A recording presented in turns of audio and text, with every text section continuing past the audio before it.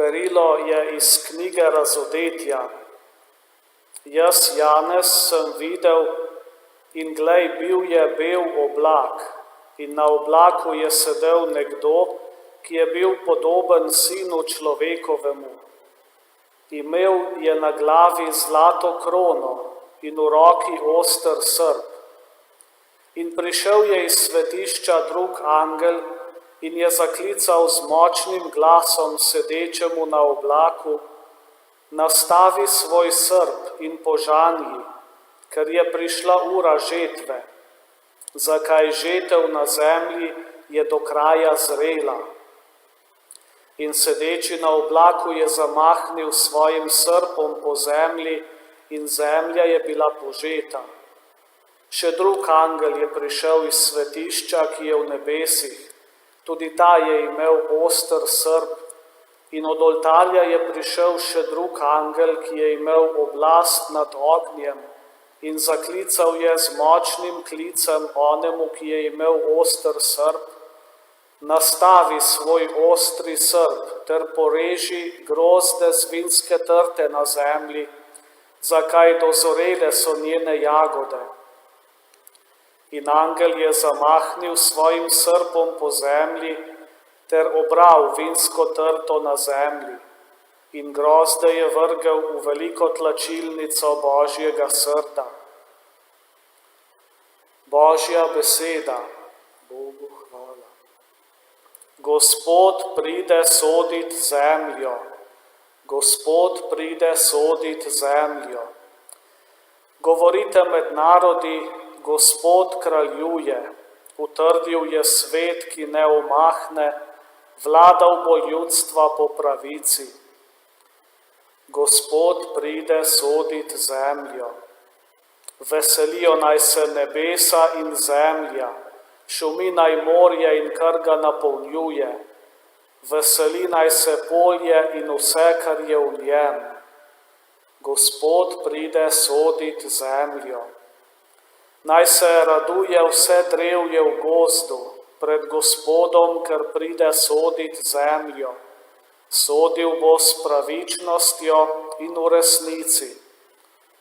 Gospod pride sodit zemljo. Aleluja. Bodi zvest do smrti, govori Gospod, in dal ti bom venec življenja. Aleluja. Gospod z vami. Iz svetega evangelija po Luku.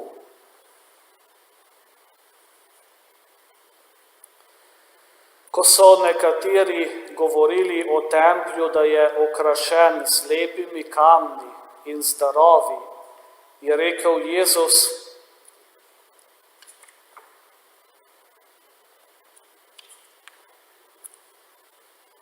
Tisti čas je rekel Jezus svojim učencem: po vas bodo stegnili roke in vas preganjali, izdajali vzhodnice in ječe, ter vlačili pred kralje in poglavarje zaradi mojega imena. Zgodilo pa se vam bo to v pričevanje. Vtisnite si torej v srce, da ne boste naprej premišljevali, kako bi se zagovarjali. Jaz vam bom namreč dal zgovornost in modrost, ki ji ne bodo mogli nasprotovati ali ji ugovarjati vsi vaši nasprotniki. Izdajali vas bodo celo starši in bratje in sorodniki in prijatelji in nekatere izmed vas bodo izročili v smrt. Vsi vas bodo sovražili zaradi mojega imena, a še las z glave se vam ne bo izgubil. Svojo stanovitnostjo si boste pridobili svoje življenje. Kristusov evangelij.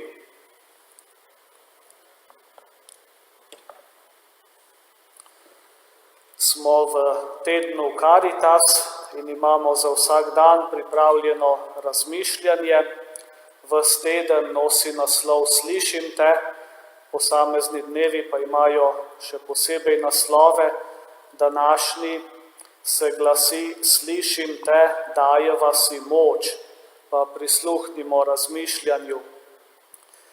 V življenju se srečujemo z mnogimi težkimi situacijami in odnosi, kjer se konflikti kopičijo in se kar ne razrešijo. Pogosto rešitve niti ni, kar nas lahko zelo potre. Koliko lažje nam je, če se lahko pogovorimo z zaupanja vrednim prijateljem, ki nas posluša, ki nas sliši, ki nam da čutiti, da v stiski nismo sami. Ozavestimo zdaj še svoj način poslušanja.